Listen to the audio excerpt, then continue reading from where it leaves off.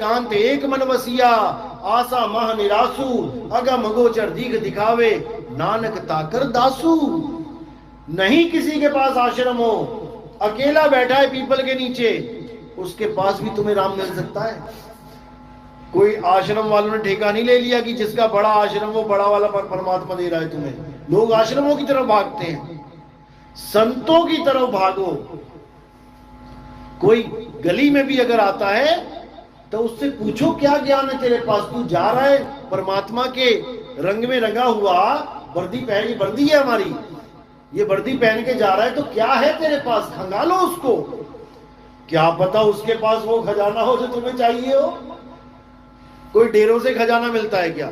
बाबा नानक कहां नहीं गए, कन्याकुमारी से लेके अरब देश तक गए, रशिया होते हुए, उनके तो कोई डेरे ना थे, लेकिन लोगों ने खंगाला उनको और वहां उनको सच्चा सौदा मिला, सच का सौदा मिला। मिलेगा संतों से ही, लेकिन संतों को ही परमात्मा नहीं मान लेना है। अरे मैं हूं परम पुरुष का दासा और देखना आया जगत तमाशा, जो हमको परमेश्वर उचरे नरक कुंड में वो जा पर है। जो हमें परमेश्वर उचरेगा, यानी जो मुझे परमात्मा मान लेगा, वो नरकों में जाएगा। अब हमने कोई बुराई तो नहीं करी किसी की, कोई चोरी नहीं करी, कोई ठगी नहीं करी, हमने केवल आपको परमात्मा ही तो कहा है, तो मैं नरक में क्यों जाऊं? इसके पीछे कारण क्या है? क्योंकि अगर तुमने मुझे परमात्मा मान लिया तो तुम्हारी सुरता मेरे में लग जाएगी। मेरे में मतलब मेरी काया में, और सुरता लगानी कहां है? शब्द में। दो जगह तो नहीं लगा पाओगे भाई। तीर एक है, सामने दो गुब्बारे लगा दूं मैं और मैं बोलूं कि लगाओ दोनों को निशाना, एक तीर से लगेगा क्या? नहीं लगेगा। या तो इधर मार ले या इधर मार ले। अगर लग गया शरीर में निशाना तो नरक कुंड में वो जा पर ही। नरक कुंड क्या है? ये है नरक कुंड, मां का गर्भ।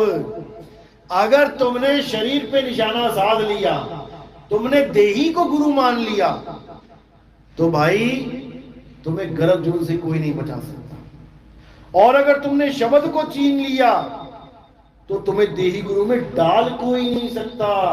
अरे साहिब कह रहे हैं ना, जैसे स्वान कांच मंदिर में भ्रमते भूख मरे हो, और कहें कबीर डलनी के सुगना तो हे कौन पकड़े हो। उड़ते पंछी को कोई नहीं पकड़ सकता, आसमान में देख ही सकता, अरे यार ये उड़ गया, पकड़ नहीं सकते। ऐसे ही सुरता को ये काल पकड़ ही नहीं सकता अगर इसे शब्द गुरु का भेद पता लग जाए। ये तभी पकड़ पकड़ के मारता है जब शब्द का भेद नहीं पता होता है और सुरता देह में लगी होती है गुरु के। इसीलिए बोला गया, मानुष की तू प्रीति त्याग, अविनाशी तू मन में राख। दोनों को साथ लेके चलती है गुरबाणी, कसर कहीं नहीं छोड़ रही है। मानुष की तू प्रीति त्याग, क्या गुरु मानुष नहीं है? गुरु मानुष है कि नहीं है? गुरु मानुष है। देखो पकड़ लिया ना ज्ञान। मानुष तो चोला है, मानुष तो कपड़ा है। इसलिए बोला मानुष की तू प्रीति त्याग। अविनाशी कौन है? अविनाशी शब्द है अविनाशी। अविनाशी तू मन में राख। अपनी सूरत का निशाना अविनाशी की तरफ लगा के रखना, तब तो तेरा कल्याण हो गया। अगर तू अटक गया देही में तो भाई ढांचे को प्यार करेगा तो ढांचा ही मिलेगा। अंतमता सोगता। इसीलिए सिख लोग भले वो 10 पातशाहियों को साथ लेके चल रहे हैं, लेकिन फिर भी देही गुरु को नहीं मानते हैं। क्या 11वीं पातशाही नहीं हो सकती थी? ऐसे ऐसे धुरंधर थे, ऐसे ऐसे ज्ञानी पुरुष थे 10वीं पातशाही की फौज में, ब्रह्म ज्ञानी, लेकिन आगे गति नहीं चलने दी। उसके पीछे भी बहुत गुप्त कारण था। चाहते तो चला देते, जहां 10 आए वहां 100 बना दो, उसमें क्या है, लेकिन उसको भी रोकना था। लेकिन लोग नहीं समझ पाए, उन्होंने पूरी वाणी को आगे रख दिया कि वाणी गुरु, गुरु है वाणी, इसी को समझो।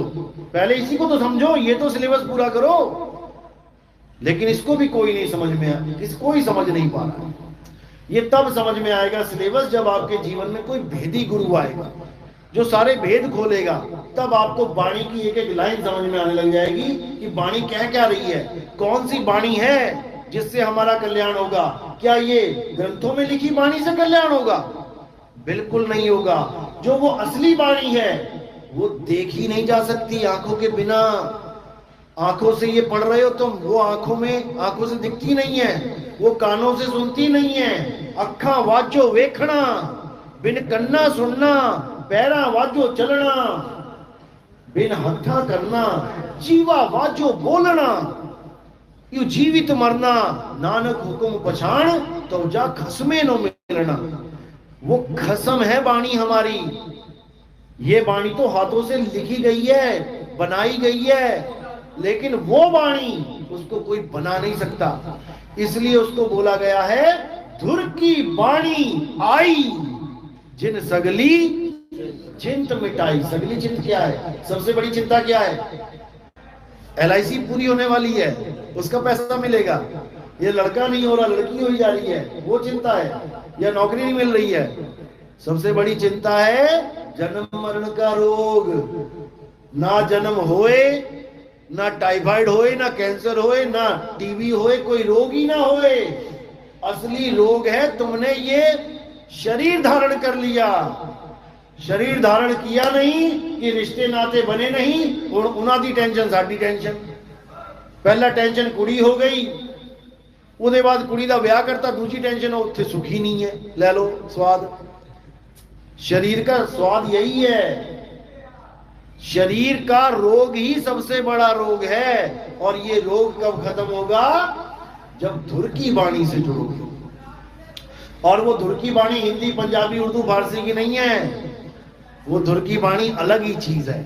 जब उसके साथ जुड़ोगे तब समझ में आएगा ये शब्द होता क्या है। तो इसलिए संतों को केवल गुरु मानो, संतों को परमात्मा नहीं मानना है। संतों मतलब ये शरीर को संत मत समझ लेना। संत क्या है? संत हमारी आत्मा, हम संतन के जीव, और संतन हम में रम रहे, जीव माखन में घीव। संत असल में आत्मा होता है। जब आप ये फूल चढ़ा रहे हो, कुछ आरती कर रहे हो, फूल चढ़ा रहे हो, ये शरीर को नहीं चढ़ रहे हैं, ये आत्मदेव को चढ़ रहे हैं जो ज्ञान दे रहा है। शरीर ज्ञान नहीं देता किसी को। शरीर तो ढांचा है, मकान है। मकान कभी बोलते नहीं है। मकान में जो रहता है वो बोलता है, उसकी आवाज आती है। दरवाजे बंद हो और चाचा जी का मकान हो, बोलो आप चाचा जी क्या हाल है, अंदर से आवाज आएगी ठीक है पुत्र। तो मकान बोला क्या? मकान बोला कि चाचा बोला? इसी प्रकार ये जो बोल रहा है, ये शरीर बोल रहा है कि आत्मा बोल रही है? आत्मा बोल रही है। तो ये माला शरीर पे क्यों चढ़ा दी भाई? क्योंकि असल के साथ नकल भी चलता है। कब तक?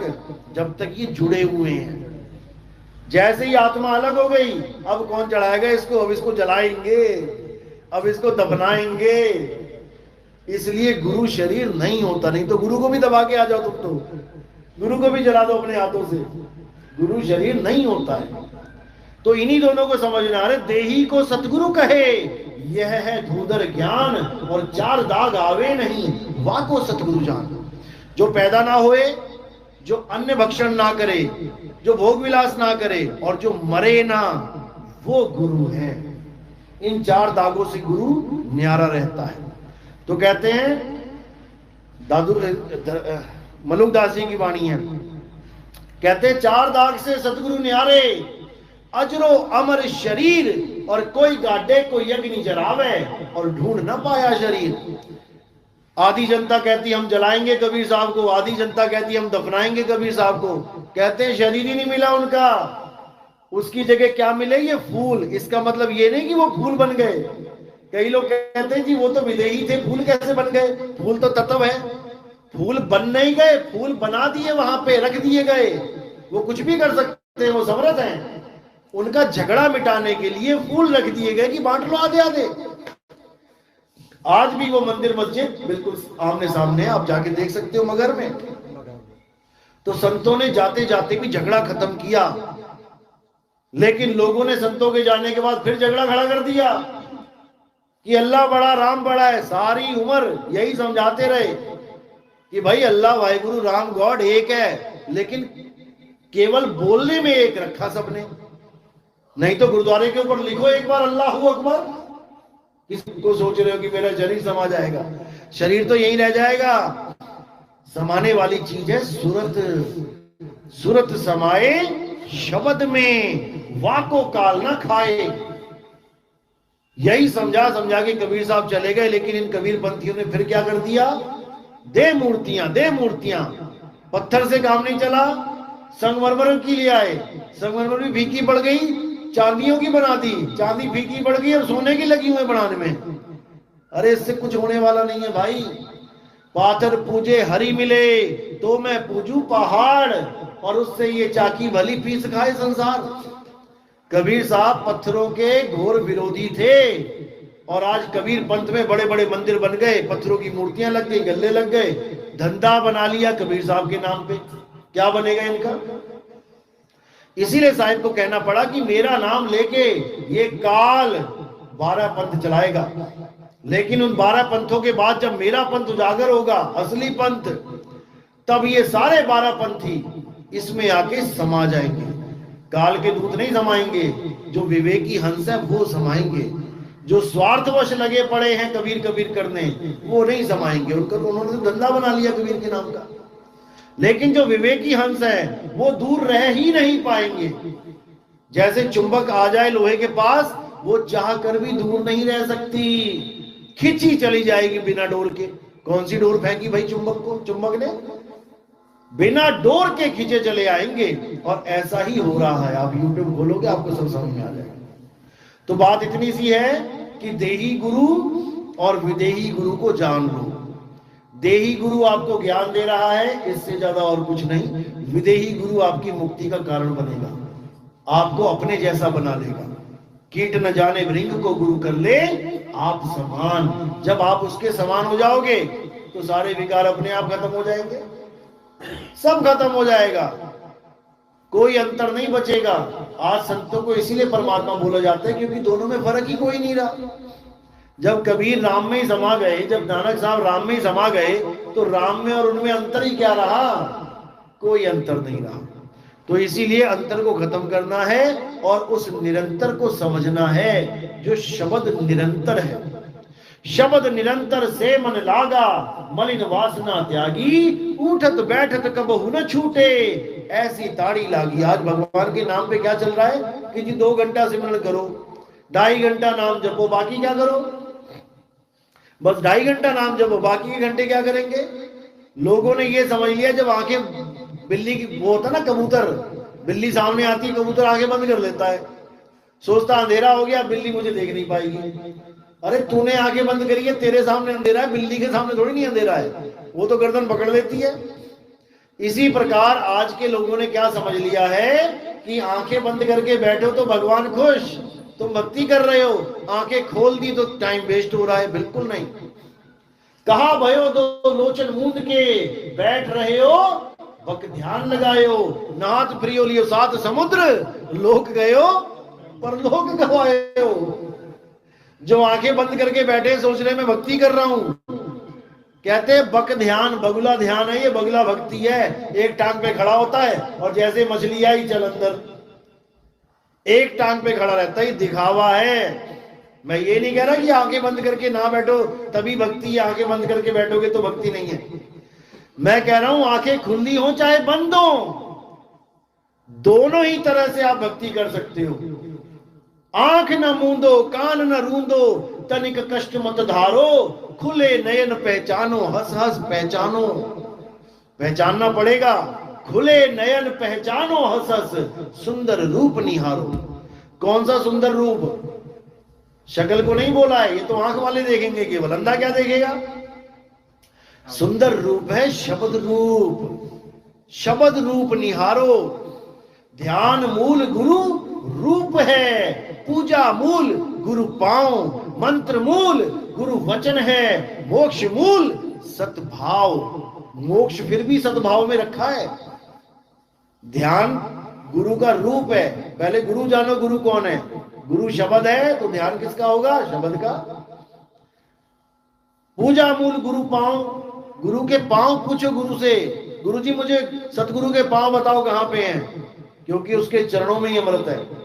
तो आपको पांव बताए जाएंगे कि बेटा पांव वहां है, भक्ति वहां रखनी है, क्योंकि पूजा पांव की ही करना है। मोक्ष मंत्र मूल गुरु वचन है। मंत्र कोई जपने के लिए नहीं दिया जाता है, मंत्र गुरु का वचन है। एक एक शब्द को समझो, यही मंत्र है तुम्हारा। और मोक्ष मूल सद्भाव, जो तुम्हारा भाव है, जब वो सत्य के साथ जुड़ेगा, जब तुम सत्य संगी हो जाओगे। किसका संग कर रहे हो, सत्य का। नाम रख लिया सत्संगी, और पूछो गुरुजी कौन है, तो कहते हैं देही। और गीता में स्पष्ट लिखा है, हे अर्जुन, दो प्रकार के तत्व हैं, एक असत तत्व और एक सत तत्व। शरीर तो असत्य है और आत्मा सत्य है। कृष्ण जी, जिसकी तुम लोग पूजा भी नहीं करते, जिनको सोचते हो कि इससे भी ऊपर का ज्ञान है हमारे पास, वो भी सत्य और असत्य की डेफिनेशन बिल्कुल सही दे रहा है। और तुम सत्संगी कहला रहे हो और पकड़ के बैठे हो असत्य को। तब कैसे बात बनेगी भाई।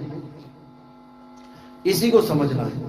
सत्संगी तब होगे जब सत्य का संग करोगे। और सत्य क्या है, हे अर्जुन, आत्मा सत्य है। आत्मा अजन्मा है, नित्य है, शाश्वत है, अचल है, पुरातन है, सनातन है।